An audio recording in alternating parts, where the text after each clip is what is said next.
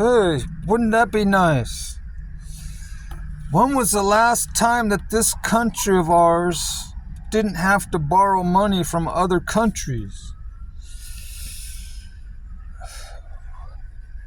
We are... Remember this, according to the Proverbs, ancient Hebrew texts, religious texts, the borrower is always a servant to the lender.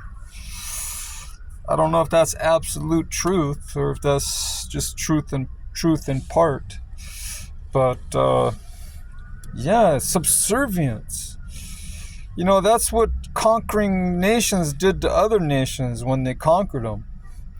Either they were completely obliterated and then relocated to different lands so they would never rise up and, try to reclaim their national sovereignty once they were dispersed or brought to other lands as slaves, or just to be citizens in another territory, so they can't unite and restructure their nation, and gain their independence and own sovereignty.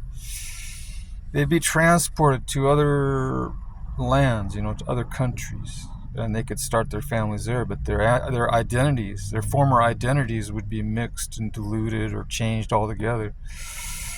And pretty soon there would no longer be any, whatever tribe that they conquered. They'd be completely. That's what happened to probably a lot of the indigenous peoples.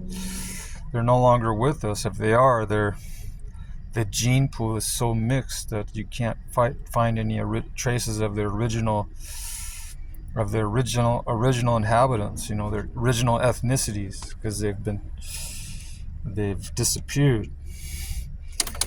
But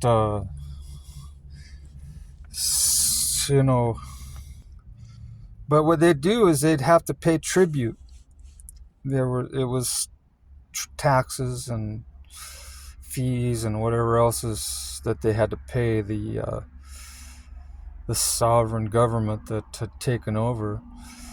They would basically, that's what the Assyrians did, the Babylonians did.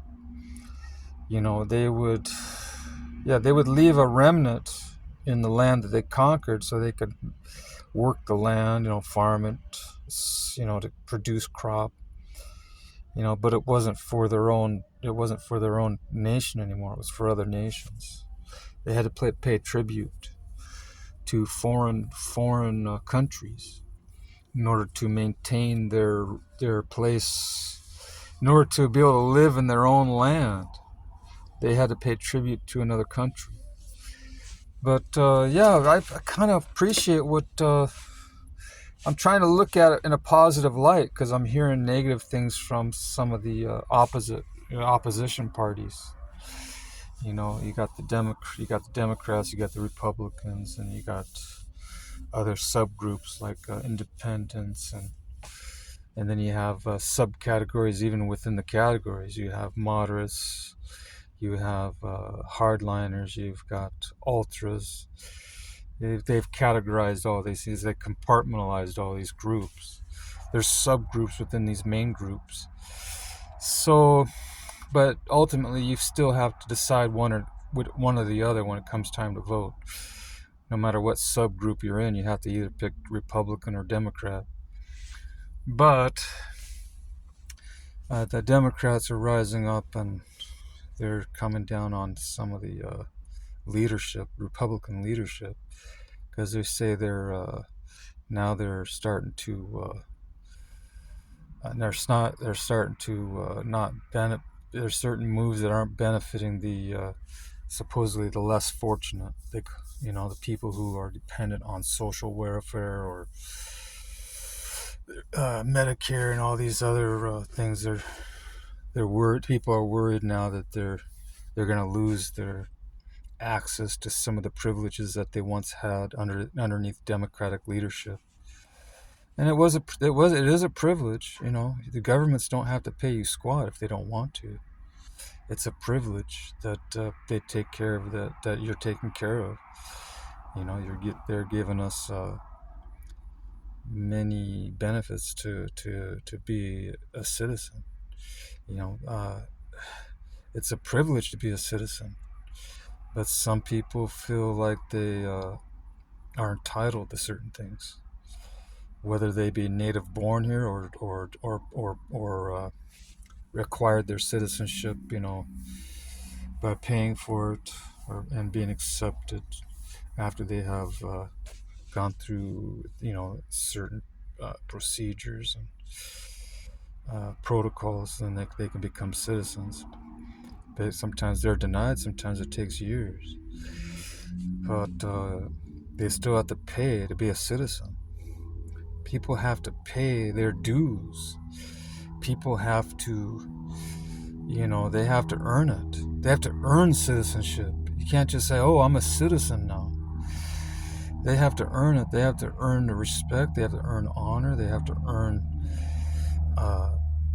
it by good behavior, good conduct, good deeds, good attitudes, good workmanship. They have to be positive, contributing members of society. Positive, not negative. They can't weigh a society down. They have to be able to add support to it, make contributions to it. Everyone does their part, according to the Apostle Paul in, I believe it's the book of Romans. He talks about that too when it comes to being a born-again Christian. Just like any type of affiliation, you have to be part of it. You have to do your part. Everyone does their share so that the whole operation can make advancement and progress and be beneficial to the whole, to everyone. But some people want to leech. Some people want to leech off the system, and that's what I believe. That's what our current administration is raising the awareness to people. There are leeches in our society. They're bloodsuckers. They want to drain the accounts of everyone. They want to drain people financially. They want to drain people emotionally. They want to drain people. They want to drain people's strength. They want to drain people's. They just want to feed on people. That's what leeches do. That's what mosquitoes do. They suck blood out of people. Yes, and then they can give you diseases after that. Ugh. I'm no leech. I make positive. Don't I make positive contributions to our society, to our neighborhood, to our peoples? I try to look out for not just the interest of myself. I look after the interests of others. I do concern myself with other people's welfare and well-being. I try to help them move forward, not to stay stagnant or be unproductive or be, anyone can do something good for the community. If they're legitimately disabled, if they don't have the ability to, physically, be involved, like help build a home or help do something with their arms and their legs. If that's an issue, they can still make a contribution with some good words or some positive affirmations, or help do something administratively, books, paperwork, whatever, financial support maybe, or physical labor if you have the physical abilities. I'm not much of an administrator, but I can provide manual labor. I believe that's important. I can break rocks. I can move debris around. I can clean up construction sites. I can do stuff like that. So I'm valuable I am valuable. I'm just not gifted in, being an administrator or someone on top of the food chain, on top. But I can still be at the bottom.